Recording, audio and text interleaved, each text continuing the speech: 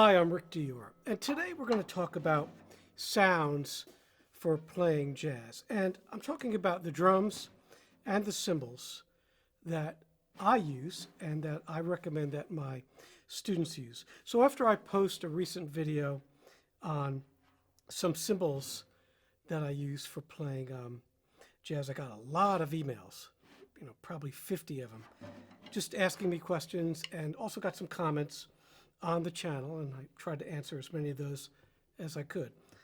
But really, everybody has to have their own concept of the sound they want.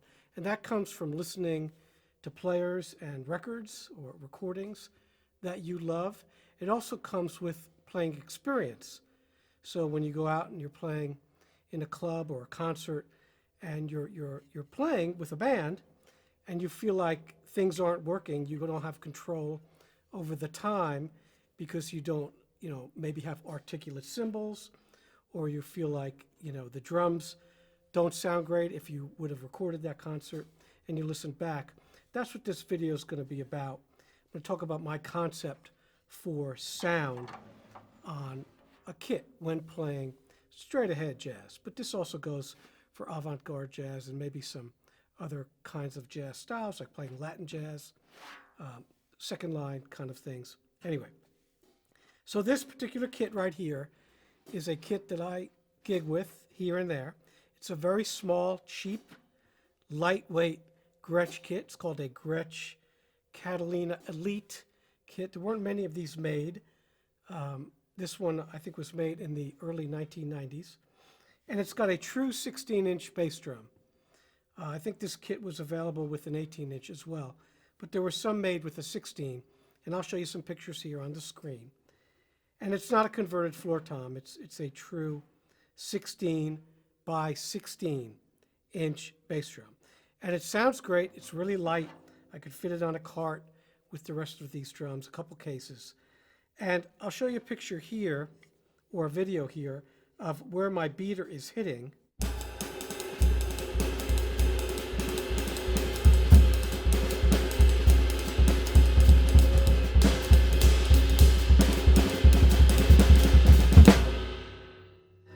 So you see, I don't have this bass drum on a riser. Riser is what you use to lift up a 16 or maybe even an 18 to get that beater to play in the middle. The thing about a 16-inch bass drum, you don't want the beater to hit in the middle, because if you do, it's a really dead sound.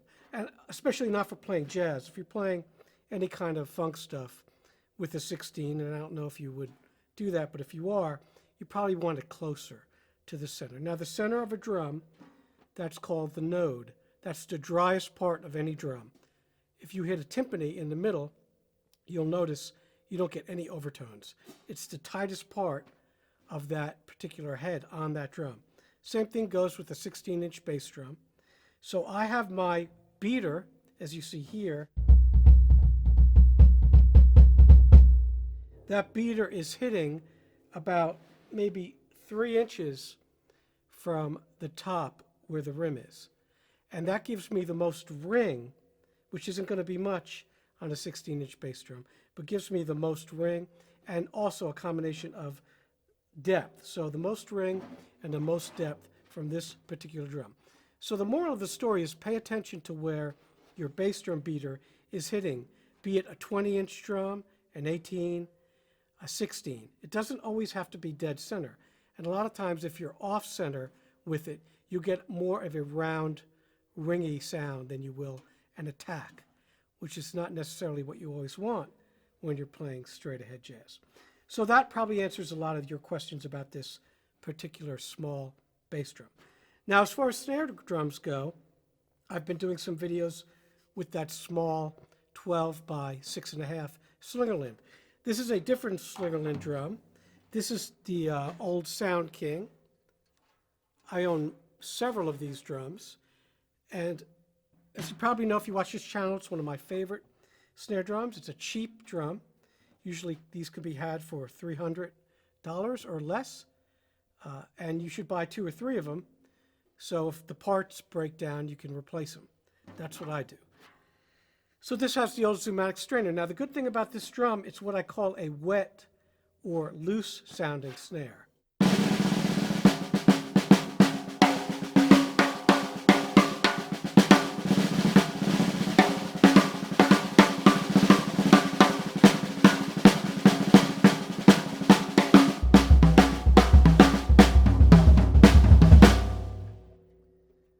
So this drum has got a real personality to it. It's a perfect combination of ring.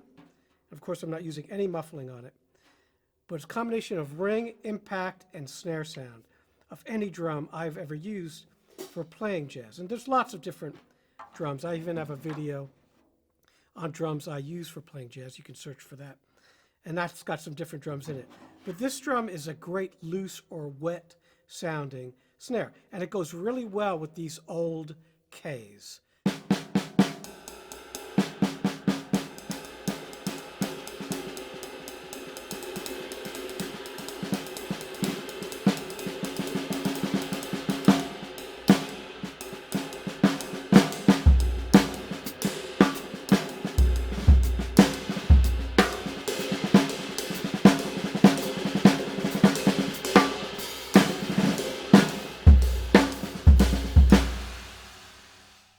So to my ear, and again, this is my opinion and this is what I do, it matches this dark kind of sound perfectly. The thing I like about particular drums for playing this kind of music is they're not obtrusive. In other words, anything you do is not going to really call attention to itself. So in other words, I hear some people play live and or students, and they have their kit, but there's no thought that goes into what they're putting together as far as cymbal sounds and drum sounds. They don't really work together. And again, we did that recent video on cymbals, mixing and matching cymbals. The same concept goes with your drums that you use. So your snare drum should match as the cymbals. If I'm using a darker cymbal, I like to use a darker snare drum. Now, by dark, it's not going to be like a field drum. You know, it's going to have some brightness to it. But it's also going to have some ring. It's not going to be like a backbeat kind of pop. It's going to have some length to it.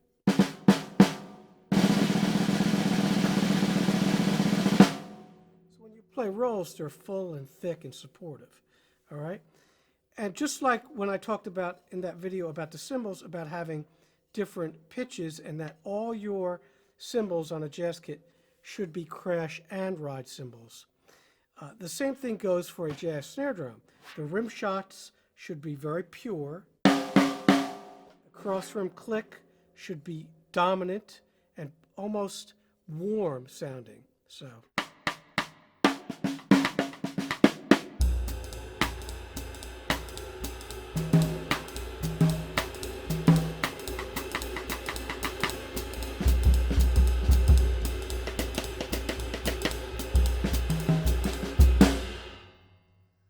So it's the characteristic of the snare drum for my ear that matches the cymbals. And there's lots of different drums you can use for these. But I prefer brass drums for this, or wood drums that are a little bit deeper.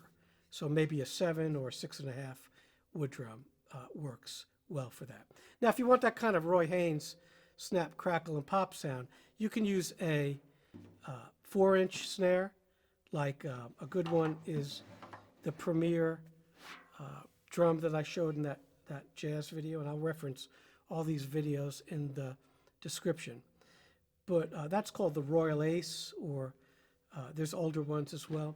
That's a really good sounding snare if you're using flat rides and you want that kind of real high-pitched sound. But if you want a lower-pitched kind of thing, which is more modern, then this is what I personally recommend. So we talked about the hi-hats as well in that video. These are 15-inch Ks. Now let's talk about the drums. And the sizes I like to use are a 12 by 8 and a 14 by 14 floor tom. I don't like suspended low drums, like in other words, instead of a floor tom. I don't like putting that on a stand. I like something with legs. So that's what this is.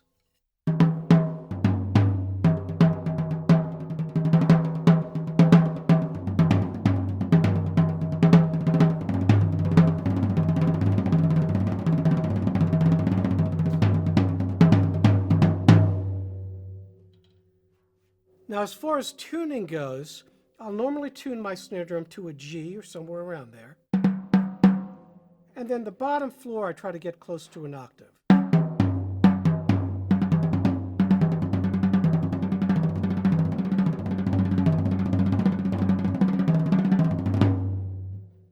I like a wide tuning range, personally.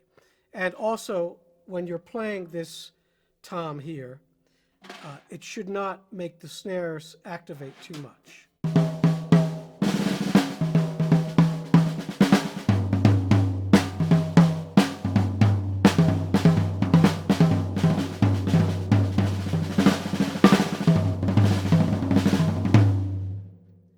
So that's not too bad. You're going to get some snare sound, but sometimes if they're not tuned correctly, you get way too much snare sound. And every time you hit a tom, it activates that snare drum too much. Especially for recording, that's important. So, try to keep that in mind. Now, one thing I do want to talk about is I got some comments and emails about, I made some comments about cymbal hum, and, I am a recording engineer. I've done lots and lots of recordings for about 40 years now, and I own my own recording studio and all that, so I've recorded lots of jazz and lots of great jazz artists like the Marcellus brothers, Delfeo and Bradford, and Harry Connick, and Cyrus Chestnut, and Ed Thigpen I did several recordings with him. So they all have different sounds, the drummers for these groups. So I'm well aware of the different, almost idiosyncrasies of their drums, their drum tuning, and the cymbals. The thing is, all those different cymbals that these guys use, they're all great instruments. So when we talk about hum, and I got one comment about someone saying that you should just notch that out in the control room. No, you shouldn't do that, because when you notch it out and you're just using two overheads and a bass drum mic, which is what I normally use for recording jazz, so I don't get too many phase issues, and so the kit sounds like one instrument instead of 8 different instruments. When you start notching stuff out, you're introducing bad phase distortion into that signal, and that makes the drum sound funny. Now, only a drummer would understand that. So if an engineer is not a drummer and they start notching, snare buzz or tom ring out, it makes the drum sound terrible. So for you engineers out there or folks recording jazz, please don't do that. That was one of the issues I had sometimes when I did recordings, not in my own studio, but in other studios. The drums would end up sounding like rock and roll drums instead of jazz drums, and it drove me nuts. So in other words, I had a sound I wanted, my drums were tuned like I wanted, my cymbals were what I wanted, and I'd go into the control room, and it was nothing like I wanted. It was completely different. And that is a big mistake. So if you're an engineer recording jazz, don't do that. Most jazz drummers, especially good ones, they know what they want. It's an art form. So you don't, change their sound. You wouldn't do that to a cellist. You wouldn't do that to an upright bass player. You wouldn't do that to a guitarist, especially. They get really mad when you do that. So don't do it to the drummers. Let the drummers have their sound. Don't start notching things out. That's just stupid. So I got that off my chest. The main thing you want is all these instruments to work together so there's no disturbing hums or rings or rattles or anything. Because remember, when you're recording in the studio, it's like you're under a microscope. Everything is right there. So when someone turns on their volume or turns up their volume on their stereo, puts on headphones, it's like right in front of your face. So any little pedal squeak or hi-hat squeak or cymbal hum or, any rattle is going to really be obvious. And we want to try to get rid of those. So that's one thing I spend a lot of time on when I record. So please keep that in mind. The only other thing I want to bring up once again, like I did in my cymbal video recently, is that mixing and matching of cymbals. Now, I set up some different ones here today, as you'll see. I have a few of the same, like this old K sizzle. And of course, my main ride is 21-inch 1940s K. But now we have this 18-inch 1960s K.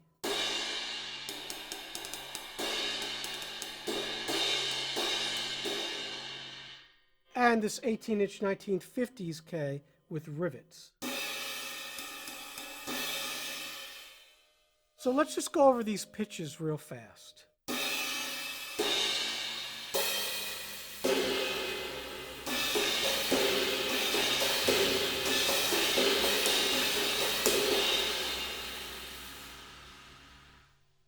So I have many of these types of cymbals. I have old Ks, I have Bosphorus, Meinl, Sabians, you name it. These particular cymbals are chosen for their pitch and timbre and ringing characteristics. They all sound very different, but they work well together. The final cymbal I have here is a 24-inch Masterwork Thalles series China.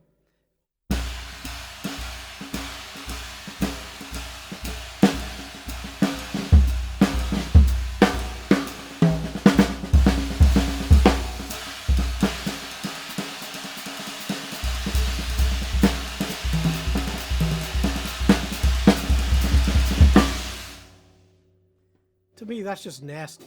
And if I'm playing a big band gig, it's great behind sax section solely ensemble things. It's kind of like a Mel Lewis kind of thing.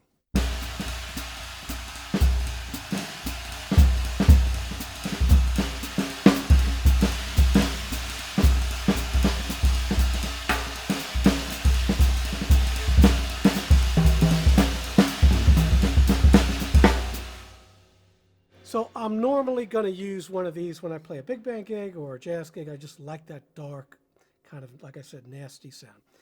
So altogether, this instrument, these separate entities, become one instrument.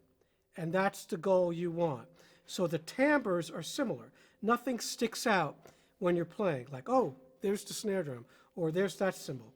Everything's kind of dark and warm and, you know, like an ensemble, like an orchestra. And that's that's my concept of putting together a jazz drum kit. Now, this small bass drum, obviously, 16s are very rare, but I like it. It feels good, it's fast, it's light, and I use this as my practice kit, but I also, like I said, gig with it. And if you're miking these drums, that 16 is perfectly fine. So you can go ahead and use a 16, and like I said earlier, I got a lot of emails on this, and people were shocked that it was a 16-inch bass drum, but I've been using 16-inch bass drums for years and years.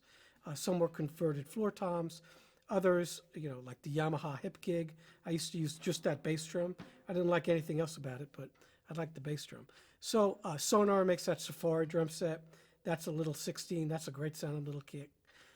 So it's totally viable, especially if you're mic'd. So I'm going to do some videos coming up on touch and big band drumming, actually using this little kit. And it will be mic'd, just like this, 3 mics, 2 overheads, 1 bass drum mic. That's it. That's all you need. If you do it correctly and you set everything up correctly, you get no phase problems, and the drums sound like one instrument rather than, you know, separate instruments. So I hope this answered a lot of those questions I got recently, and we'll play a little, and we'll see you next time.